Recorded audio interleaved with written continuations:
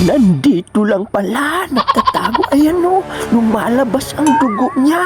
Patay kang ayan, tinamaan na naman. May naaaninagan na naman ang malabo kong mata. Nakikita mo rin ba ako? Isda yan, patay kang ayan. Gitik from Davao Oriental. Apo Mike Adorno, shout out sa'yo. Welcome back na naman mga apo sa panibago nating kwento. At ito nakakita tayo. Hala, ano ito? Ay, butiti. Hala, may abalon. At ito naman ang para sa'yo, apo. Aaron Usar from Mindoro. Kumakain ka din ba nito, apo? Dito sa muli kong pagsisid, may nakikita tayo. Ayan no, nako, akala ko paldo na. Butiti pala. May naaaninagan na naman ang malabo kong mata. Ayan, isdahan, patay kang ayan, tinamaan na naman.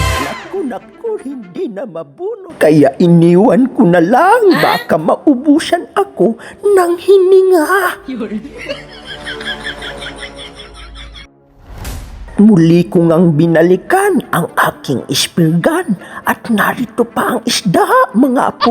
Naku, naipit sa ilalim ng corals. Makukuha pa kaya ito? Ayan, bunutin natin. Naku, hindi talaga mabunot. Ay, naku, nabunot ang pana.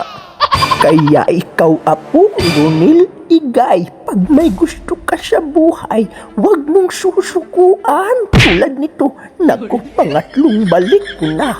Pero ayan, dahil hindi ako sumuko, ang isdang nakaipit, nakuha ko pa. At para naman sa'yo, ang isdang ito, apo, Fitzland Torch, salamat sa paghihintay. Ayan, may nakikita tayo, buntot ng isda, nakaipit, patay kang ayan, tinamaan na naman. Naku, nakawala pa. At binalikan ko nga ang isdang nakawala, apo, Salvador Cantuha. Para sa'yo ang isdang ito. Ayan o, nagtatago, nasa ilalim ng buhanginan. Patay kang ayan, tinamaan na naman.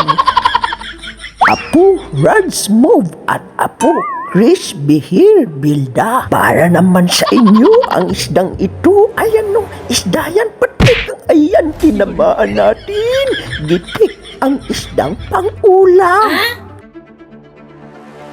At alam nyo ba, mga apo, kung paano nalikha ang pyramid sa Ehipto?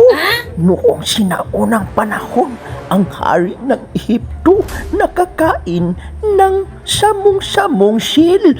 Sa sobrang sarap, ginaya niya ito.